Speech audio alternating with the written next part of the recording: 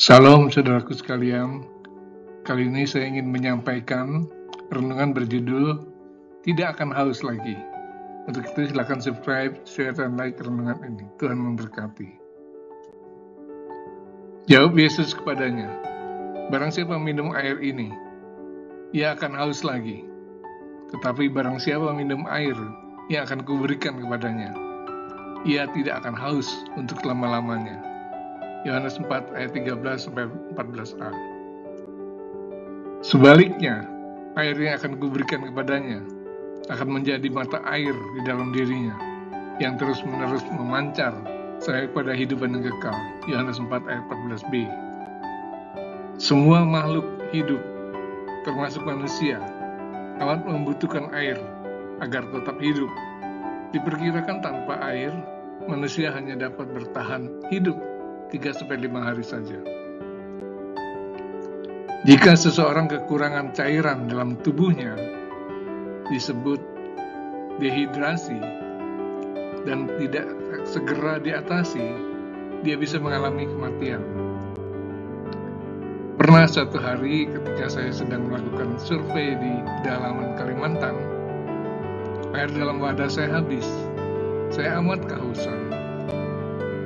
Melihat itu, pembantu saya berinisiatif menebang juluran batang pohon, memotong bagian atas dan bawahnya. Lalu keluarlah air jernih agak deras dari batang itu. Lalu dia memberi saya batang bercucuran air itu untuk diminum. Airnya terasa tawar, namun bisa sedikit meredakan haus saya. Tidak hanya tubuh saja yang memerlukan air, namun jiwa dan roh manusia juga memerlukan air, yaitu air kehidupan. Tanpa air kehidupan, jiwa dan roh manusia akan selalu merasa haus. Sama seperti tubuh kekurangan air dapat mengalami kematian, jiwa dan roh yang tidak mendapatkan penyegaran dari air kehidupan akhirnya juga akan mengalami kebinasan kekal.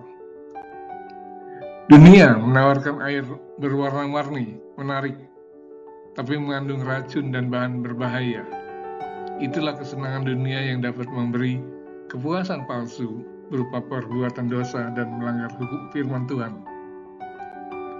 Mereka mengira kehausan jiwa dan rohnya dapat dipuaskan, sehingga akan terus mencarinya. Namun sungguh malang, bukannya terpuaskan, tapi mereka makin merasa haus.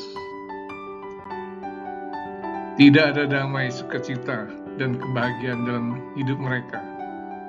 Kesukaan semakin hari semakin tersiksa oleh beban dan akibat dosa itu. Marilah kita memiliki air yang diberikan oleh Yesus. Itulah air murni yang berasal dari surga dan memberikan kepuasan sejati secara terus-menerus.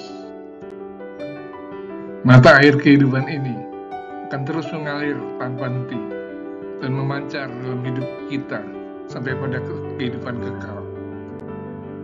Tapi mengapa ada orang Kristen masih terikat oleh dosa dan mencari kepuasan dari air dunia? Sebab ternyata mereka menolak minum air kehidupan itu.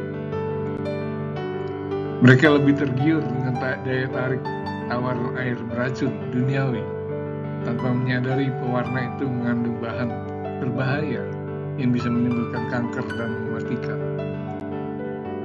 Marilah para pendengar, jika ingin menikmati air kehidupan ini, terimalah Yesus sebagai Tuhan dan Juru Selamatmu. Dialah sumber air kehidupan sejati.